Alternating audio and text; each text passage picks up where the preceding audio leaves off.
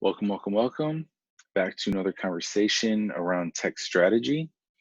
Again, this is geared towards entrepreneurs who do not have a technology background, or if you do not have a technology co founder on your team, ideally, I can help you figure out how to effectively design the product that you want and how to effectively communicate that to developers. So that way you can get the product that you need and you can satisfy your company, your brand, and your customers.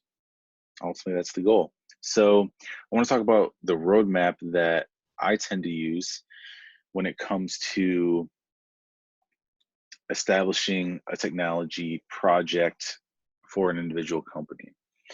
And I tend to use three major steps. So, you have the initial idea, you've got the prototype, which for me, I like to steer away from the coded prototypes until you know for sure exactly what you want to do at this point. Like you've gotten feedback from users and all that stuff.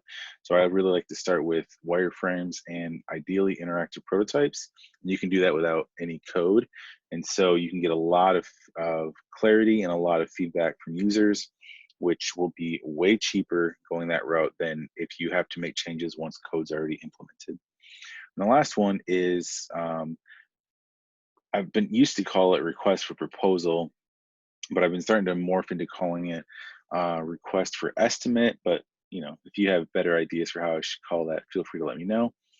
And ultimately, what it is, I believe that you should have a detailed request for an estimate, so that way the developers can give you a better, more quality response that's more dialed in terms of the amount of money it's going to take and the amount of time. And because you're handing them essentially a blueprint of what it is that you need and want for the particular stage your company's in.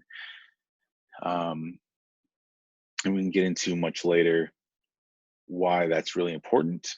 But first, what this conversation is going to be about is sort of talking about the initial idea stage. So I use analogies a lot. And one of the analogies I like to use at this stage. So again, the focus here is that I typically the people that I talk to are um, entrepreneurs, almost always solopreneurs in this case, but not exclusively. Is then they don't have a technology background, so they kind of feel like they're in a fog at this point, right? Like it's like I know I need this mobile app, or I know I need this customized website, or whatever this technology is, and they just don't know where to start. This isn't their wheelhouse, right? They just don't know what to do. They don't want to make a mistake, and especially since this is a really expensive adventure you're going to be going down. So um, when it comes to the initial idea, there's a few different things that I really like to hit. But first off, you need to establish what is your problem statement. And with that, I mean, you're probably going to kind of go through that a little bit when you're going through the steps of entrepreneurship in general. But what is it that you're trying to accomplish with this product in general, right? Like you're creating this technology piece. So, what is it that you are hoping that it solves? What problem is it that you're trying to alleviate? Are you trying to make something simpler? Are you trying to save time? Are you trying to, I mean, what ultimately is the solution you're going for, right? Um, the reason why I mean, there's a lot of reasons why you want to figure this out, but a couple of things that off the top of my head, the reason why you want to figure this out right away is A, it'll inform all your design decisions, which is really, really important to have some sort of focus on what it is you're trying to design. And B, you can really start to dive in and figure out, do you need a customized version of this? Because every day there's these tools that are becoming more and more available that are the equivalent of off the shelf software that you can just pay a yearly fee or a monthly fee to have access to, and that would be way less expensive than having to hire a developer to make something fully customized. So, um, because if you're essentially trying to solve a problem that already exists for your company, good example, you want to sell a product online. You want to sell your product online. Well, there is a variety, I mean, a massive variety of different e-commerce online tools that exist that allow you to just start selling stuff online. You don't have to go out and spend the extra time and money for having someone to build a fully customized version of that. Those tools exist, right? And so take advantage of those things. So you need to specify what the problem is that you're trying to solve. And ideally, what are the features that are going to be within that product that are going to solve the problem, right? Um, so starting with the problem statement, that's what I highly recommend you do. What is it that you are trying to do with this product? And um, aside from that, I already kind of mentioned researching existing products, but at the same time, you want to research products that are going to be very similar to what it is that you're trying to build for your company. And I wouldn't say that if a product already exists that your company isn't going to work.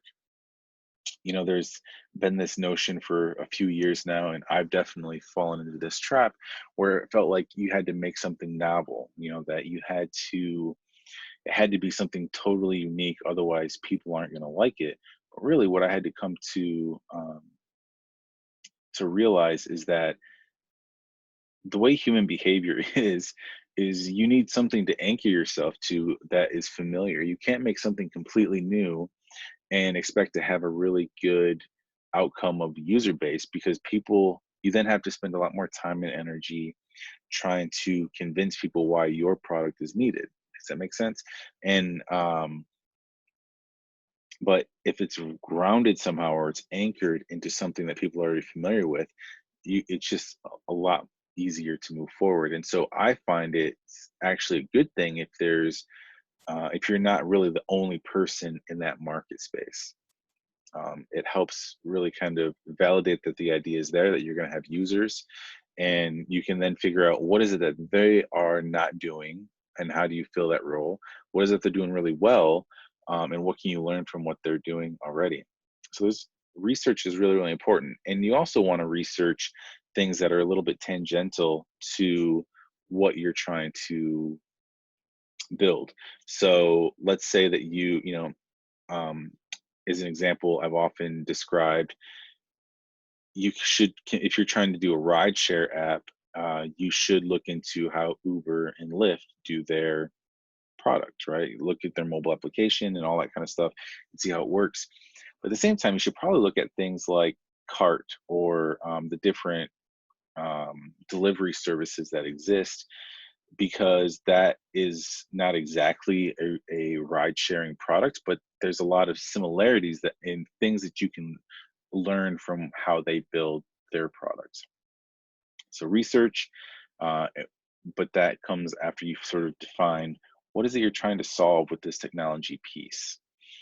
Um, and later on in different conversations, we'll dive into really specific things like figuring out who your target market's going to be. And with that, you can come up with user personas. And that's really important, because understanding who your target market is going to really, really give you a massive advantage. And we can get into all of that much later. But I like to try to keep these videos relatively short, ideally between 10 and 15 minutes long. And so,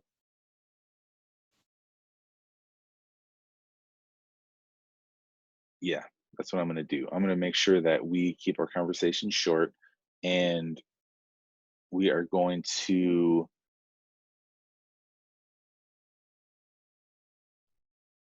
wow, that's weird. My mind just totally went blank for a second. Hopefully, you all have experienced that in the past. I'm going to go ahead and wrap up this conversation. And I look forward to seeing you all during our next meeting. I totally butchered the end of that. Let me retry that. I look forward to seeing you all in the next meeting. Have a great rest of your day, and I'll talk with you soon.